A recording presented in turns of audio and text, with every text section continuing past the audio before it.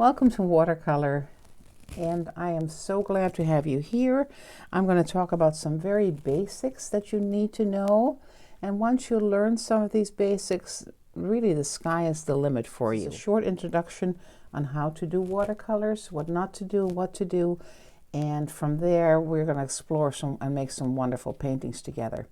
You always want to have a soft eraser, a brush. This is called a round brush. A flat brush is one with a flat ending like this, and those are totally okay too. I prefer this for a lot of things, but some of you, I know in your kits you have the flat ones, and that's totally fine. Watercolor can come in a small palette like this, which is a really good beginning way to have it. It makes good colors. It's, eventually you want to scale up to some tubes of colors. Different companies make the watercolor ones. What you want to learn with all watercolors, especially the tubes or the pans with the cakes in them, a little bit more expensive than these, you will want to always mix your watercolor with water on your little palette. So let's say we're going to take some purple. You don't want to come directly with this purple onto your paper. The reason for that is that it will never dry, especially if it's paint from this tube. If you went directly into this thick paste of a paint and you put it on your watercolor paper, it simply won't dry. So always take your paint, make it nice and wet, not slobbery wet, and mix it somewhere on a plate. Now a dinner plate works perfectly well. A paper plate works. It's not toxic, so if you used a white dinner plate, a porcelain plate is really one of the best palettes out there. So let's see some of these colors we have on this kit. Your colors may vary slightly. Okay, we're not going to worry about the black or at all at this point. Purple, we want some yellow. Always clean your brushes in between, as you see me just did, because this is a dirty yellow. See that I hadn't totally cleaned my brush, so I get kind of a yucky color. Some of these take a little bit of time to loosen up because these cakes are pretty well pressed in there. Just don't make them so wet that it's all sitting in a bubble here. Your blues, I think your kits are a little bit deeper blue, which would be nice if I wanted to make this a deeper purple or something. This green is a little bit viridian green, which is not a natural green. You won't see this in nature. So this is the one green. If you have it like this, I want you to take a little bit of orange. Okay, I mucked that up a little. I try not to muck up my bank. If you do, all you need to do is rinse it off under your, and mix a little bit in here. So you see how that makes a more natural green? I'm going to take some blue. It's too much blue, but that's okay. Let's keep playing. But I don't want you to place so much that your entire plate ends up being a huge color. The only reason I teach you this is that this green that comes in these kits is not a nice color, okay? So, what do we do with watercolor? Well, we have something we call wet on wet. That's one method to do it. And when you, let's see how this is holding up. So let's say we're going to do a heart shape. It doesn't matter what shape you do, a square, or whatever. You're going to wet this shape with clean water. There's a little tint in my water, and that's fine because I can see where I've been. Do you notice that I left some highlight of pure white? That's the only way you get a highlight in your watercolor work, by leaving the whites. Then we're going to drop the paint in, and look how awesome. It just takes itself and moves it around. So let's add some of this.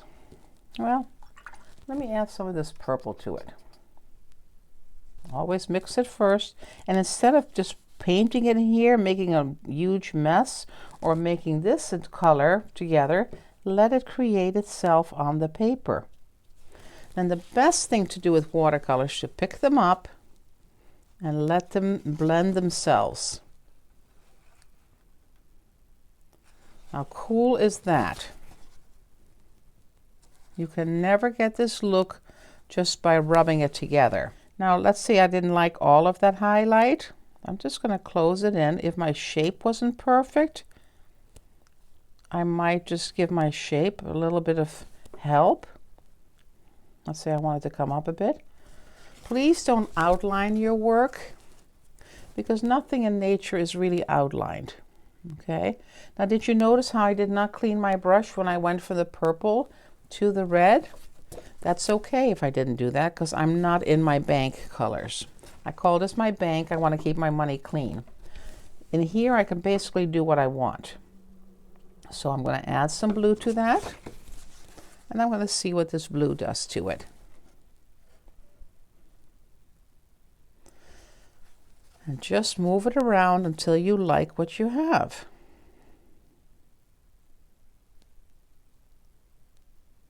Now you don't want to mix some of the colors too much so that you end up with a muddy kind of brown. And this is still okay. Now let's say you did not care for this. Well, one of the beauties of wet on wet is that you can take a tissue and very gently lift off the color. It won't all lift off to a complete white, but it will lift off. And then because it's still wet, I'm going to go back into it.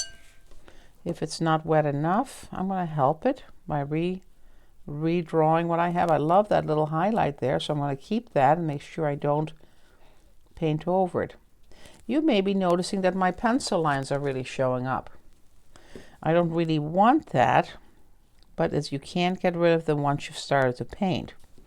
So one thing you can do, obviously, is not draw with a very dark pencil. Or if you do draw with a dark pencil, you want to erase that before you start painting. Now please don't let me see you do this. Okay, there's nothing worse than seeing brush strokes in a beautiful heart like this. Just let it create itself.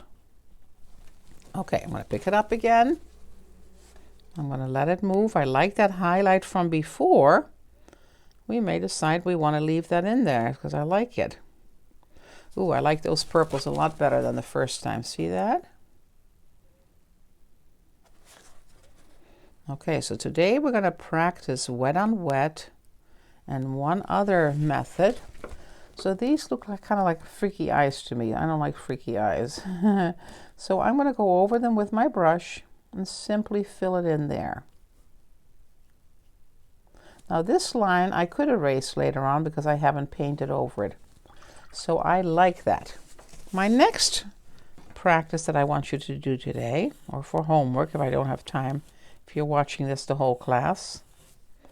Okay, remember, ooh, don't do that. Remember how I said to really try to lighten your lines so much that you can see where you are, but you're not going to, they're not going to show. So this is called wet on dry, meaning your paint is wet, of course, because watercolor has to have water in it to work, but your paper is dry. So let's try something different. Let me try a green heart. So I'm going to put some green in. I'm going to give that a nice shape. I'm going to clean my brush. And I want to take some of this blue because I love green and blue together. Once I touch where I was with the green, you see this, it starts to blend once it touches. But if it doesn't touch like this and it's far away, then it won't run. I'm getting a little there. That's okay. At the end of class, when you're done, you just take it to the sink and gently rinse it out. Okay, I'm going to put some yellow in here. And as soon as my yellow touches, it starts to become a wet on wet. But I usually start away from where my colors are and let them mix. Oh, cool. Now lots of whites in here. Right? So I'm going to go put some more green in. I do like some highlights in there. And with watercolor, it's really important to learn to leave your highlights ahead of time, because you can't put them, well, you can, but you usually don't put them in with white watercolor paper because it just doesn't work well. Watercolor paint, I mean. Okay, this one is still moving, and you see that because it wasn't quite dry. Oh, I like that. I love that little edge. I want to save. Oh, I didn't save it. Okay, that's all right. So you get the idea. Wet on wet, you wet with water first.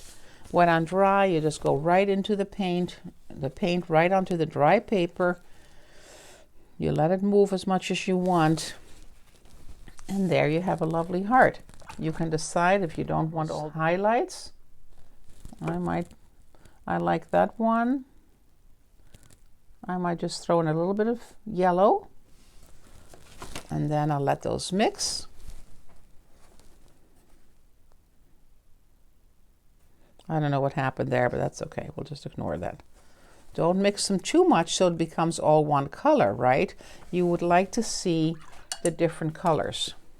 Now, one more thing before I go is, you see how much this paint is gathering at the bottom?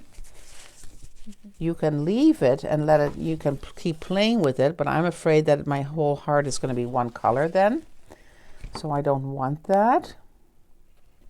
So if I get too much color on the bottom, I'm going to roll up my tissue, make a little point, and when I get a puddle on the bottom, rather than let it drip all over my page, I'm going to just scoop up a little bit, like a sponge on your kitchen counter. That's all I need. Then if you leave it laying completely straight, it's going to dry.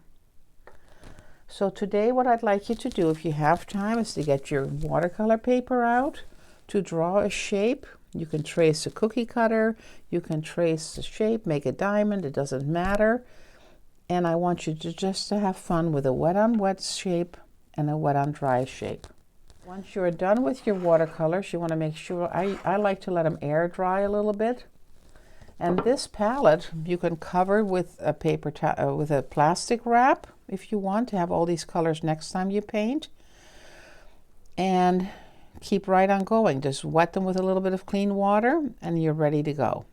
Or you can simply wash out your palette. I'm going to leave these colors because I like them, and that's what we're going to do today. Thank you.